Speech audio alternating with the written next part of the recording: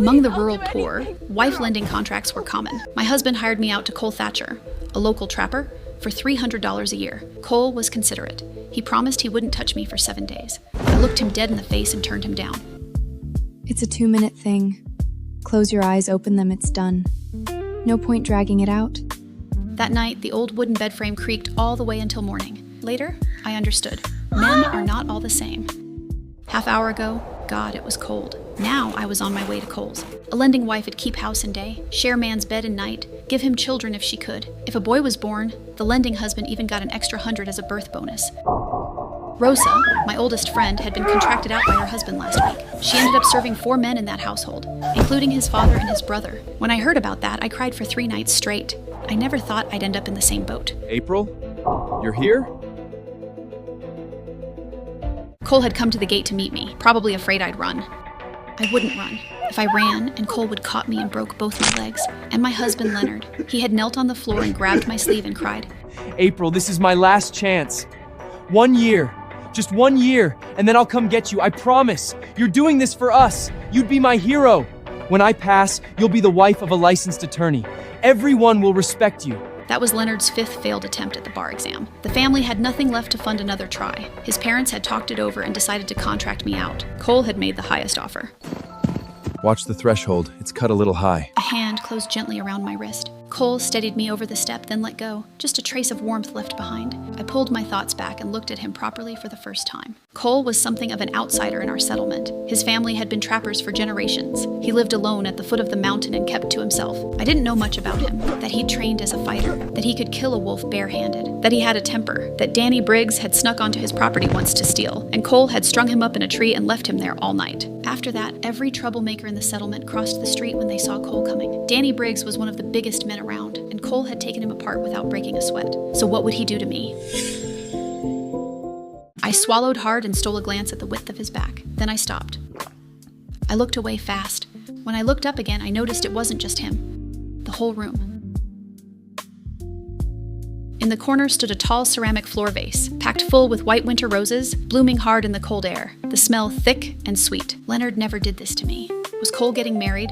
Then why had he spent $300 contracting me for a year? Was I here waiting for his new bride? He caught me staring at the roses. He hesitated. Then, a little uncertain. You don't like them? I thought women liked flowers. My eyes went wide. I couldn't have heard that right. These were for me? I was a contracted wife. This wasn't a wedding. If you don't like them, I'll throw them out. Don't! They're beautiful.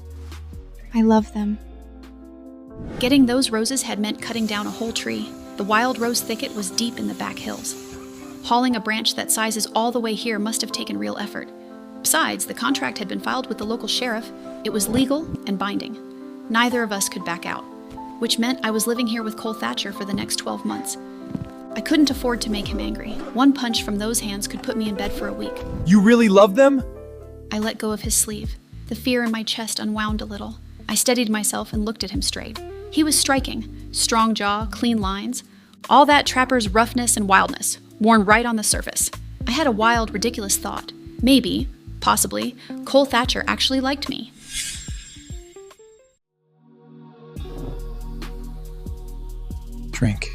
Drink this, and you'll feel at home here. A ceremonial toast.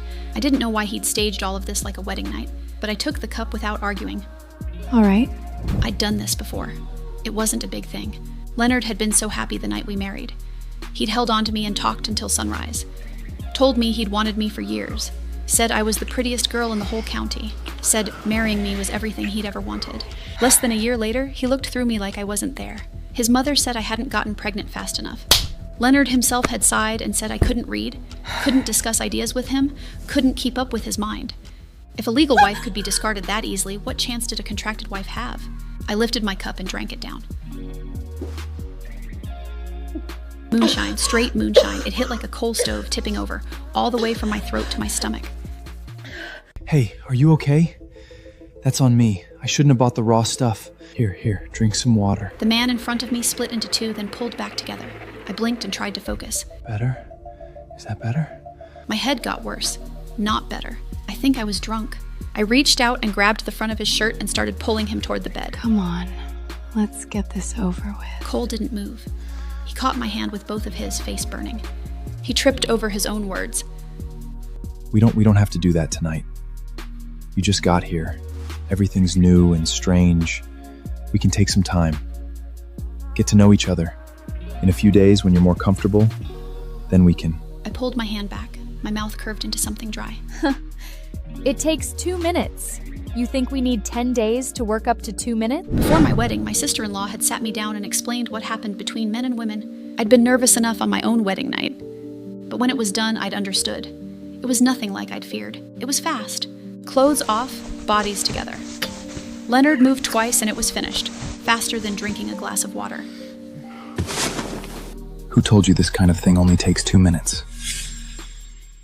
My head was spinning and my patience was gone. Well, are we going or not? Men took contracted wives to have children, that was the whole point. And if there was a child coming, maybe I'd get fed properly. Maybe I'd get a little rest. Maybe I'd stop getting hit. Rosa had been black and blue for the first 2 months after her contract started. The day she announced her pregnancy, everything changed. No more bruises, weight back on her face. April, are you sure? Tonight? If you mean it, then I'll... I didn't answer. I walked to the bed and started undressing. The quilt smelled like sunshine. Someone had aired it out recently. It was going to be warm and heavy and exactly what I needed. Much better than the flat, lumpy thing on Leonard's bed. I was exhausted. I wanted this done. I wanted to sleep. April.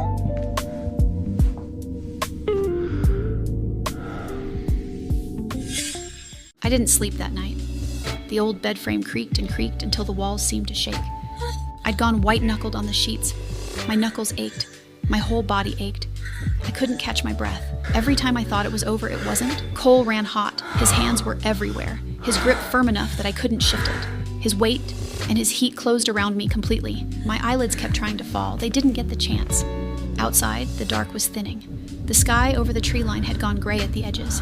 I stared at the ceiling and blinked.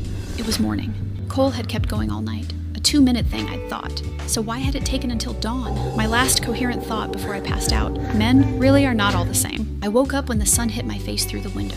I opened one eye, saw how high the light was, and sat bolt upright. My legs buckled. I sat back down on the bed hard. I thought about the night before, and my face went hot. Cole had seemed like a simple man. He was not a simple man. Where had he learned any of that? Just the memory of it made me want to pull the quilt back over my head.